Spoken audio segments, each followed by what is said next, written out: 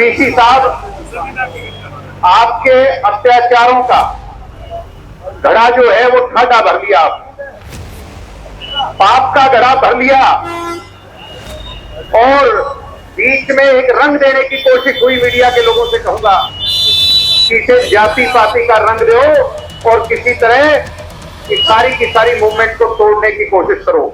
आज इन बेगैरत लोगों की सोच पर आप लोगों ने तमाचा मारने का काम किया है, जो इसको जाति पाति का रंग देना चाहते थे। साथियों, एक तरफ बीजेपी की सरकार कहती है कि कुलपति को गुरुपति कहो, गुरु कहो, देवता कहो, और वो गुरु लाठी उठा करके भांजने का काम करे, नौजवानों को उनकी अस्मिता पर चोट पहुंचाने का काम करे।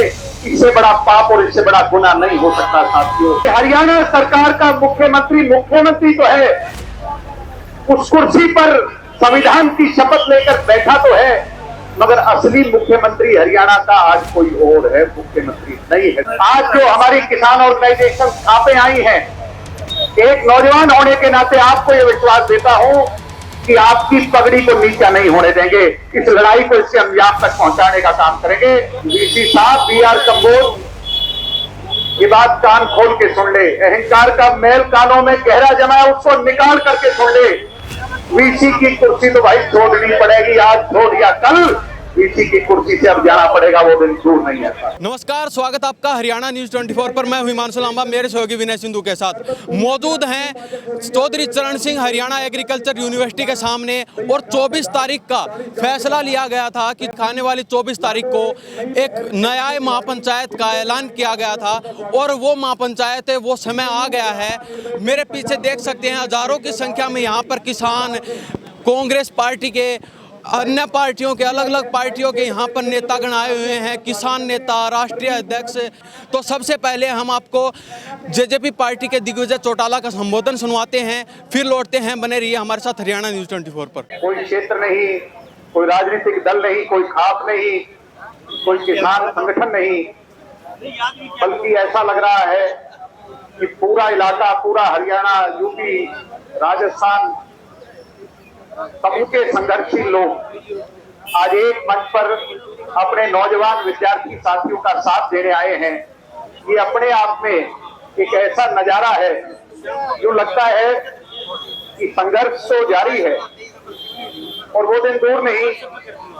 अभी टिकैत साहब जो बात कर रहे थे, वो दिन दूर नहीं साथियों, जब इतिहास इस गेट नंबर 4 से सुनहरे अक्षरों में लिखा जाएगा और इस प्रदेश को नहीं, इस देश की छात्र राजनीति को एक दिशा देने का काम अगर होगा तो एचएयू के 4 नंबर गेट से होगा। साथियों, मैं आपके संघर्ष को सलाम करता हूं, मैं आपकी मेहनत को सलाम करता हूं। दिन दोगुनी रात चौगुनी मेहनत जो मेरी बहनों ने की है। मैं यहाँ जो बड़े बुजुर्ग बैठे हैं, जिस दिन पहले दिन आया, मैं अगर बताऊं, मेरे भाइयों की स्ट्रेंथ तो कम और ज्यादा होती रही, मगर इन बहनों ने अपनी ताकत में कमी नहीं आने दी। आज अगर सरकार देख रही, मैं सलाम करता हूं मेरी बहनों। मेरे से पहले तमाम सज्जनों ने, तमाम ऑर्गेनाइजेशन के लोगों ने अपनी बात रखी। मैं तो सिर्फ इतना ही कहने आया हूं कि वीसी साहब, आपके अत्याचारों का घड़ा जो है वो ठाडा भर लिया, पाप का घड़ा भर लिया और बीच में एक रंग देने की कोशिश हुई। मीडिया के लोगों से कहूंगा कि इसे जाति पाति का रंग दो और किसी तरह इस सारी की सारी मूवमेंट को तोड़ने की कोशिश करो। मैं एक बहन का इंटरव्यू सुन रहा था, बावल के अंदर उस लड़की ने खड़े होकर के कहा कि मेरी जाति भी एचएयू, मेरा धर्म भी एचएयू, मेरी सोच भी एचएयू। आज इन बेगैरत लोगों की सोच पर आप लोगों ने तमाचा मारने का काम किया है, जो इसको जाति पाति का रंग देना चाहते थे। साथियों, इस वीसी ने, ये वीसी गुनहगार सिर्फ इस घटना का नहीं है, उन बच्चों के साथ जो किया वो तो किसी से, वो कहते हैं प्रत्यक्ष को प्रमाण की आवश्यकता नहीं होती। सम्मानित बुजुर्गों, पीछे यहाँ पर एक लड़की होती थी हमारी बहन साइंटिस्ट, मैं नाम तो नहीं लूंगा मन से, मैं नाम नहीं लूंगा मन से। उस लड़की ने सुसाइड किया था यहाँ पर, याद है कि नहीं आपके? उसका गुनहगार कौन है? ढीले ढीले ना बोलो भाई। 10-10 mm के सिर पे कट लगे।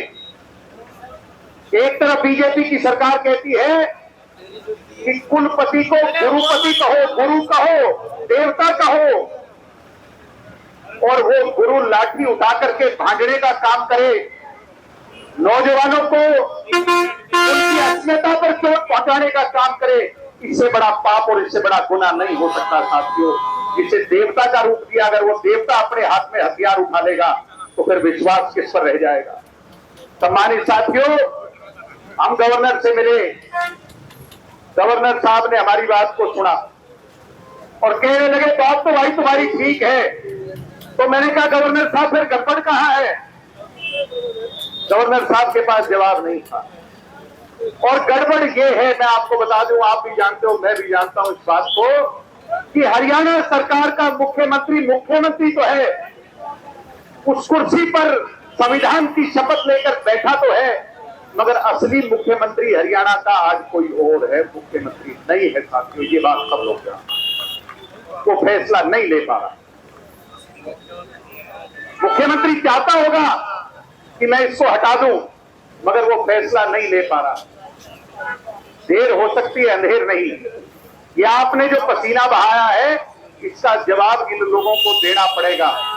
मैं तो आप लोगों से इतनी बात कहकर के विराम लूंगा कि जो जिम्मेवारी मेरे छात्र साथी यहाँ की पंचायत और पंच परमेश्वर लेकर के हमें बताने का काम करेंगे, इस आंदोलन को जिस दिशा में आप लोगों ने आगे बढ़ाना है उसको बढ़ाने का काम करेंगे, हम उसको सहज स्वीकारेंगे।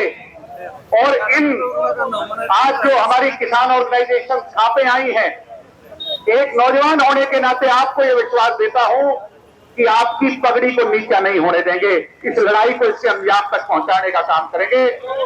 वीसी साहब, BR कंबोज, ये बात कान खोल के सुन ले। अहंकार का मैल कानों में गहरा जमा है, उसको निकाल करके सुन ले। वीसी की कुर्सी तो भाई छोड़नी पड़ेगी, आज छोड़ या कल वीसी की कुर्सी से अब जाना पड़ेगा, वो दिन दूर नहीं है।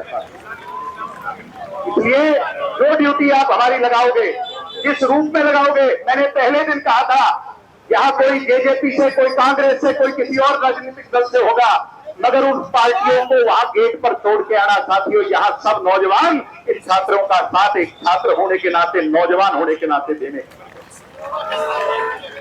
आप लोगों ने बहुत संघर्ष किया है और जैसा अभी कह रहे थे, हमारे बुजुर्ग कह रहे थे कि वो दिन दूर नहीं।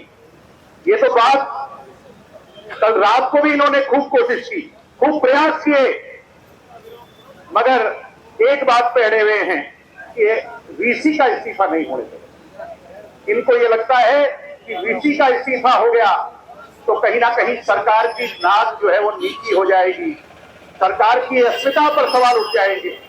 मगर मैं आज कहना चाहूंगा इस मंच से कि ये जो पीछे घटना घटी, ये बात सिर्फ स्टाइफंड और स्कॉलरशिप तक नहीं रह गई थी। स्टाइफंड और स्कॉलरशिप तक होती तो ये धरना इतना लंबा नहीं चलना था।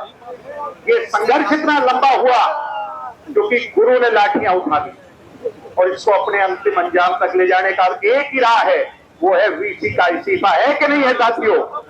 अगर मेरी बात से सहमति दर्ज करते हो तो दोनों हाथ खड़े कर करके इस बात पर विश्वास दिलाओ कि वीसी के इस्तीफे से हम कुछ भी कम जो है मंजूर नहीं करेंगे। तो अभी आपने जेजेपी पार्टी के दिग्विजय चौटाला का संबोधन सुना, उन्होंने साफ शब्दों में स्पष्ट कर दिया है हम वीसी का इस्तीफा लेकर रहेंगे।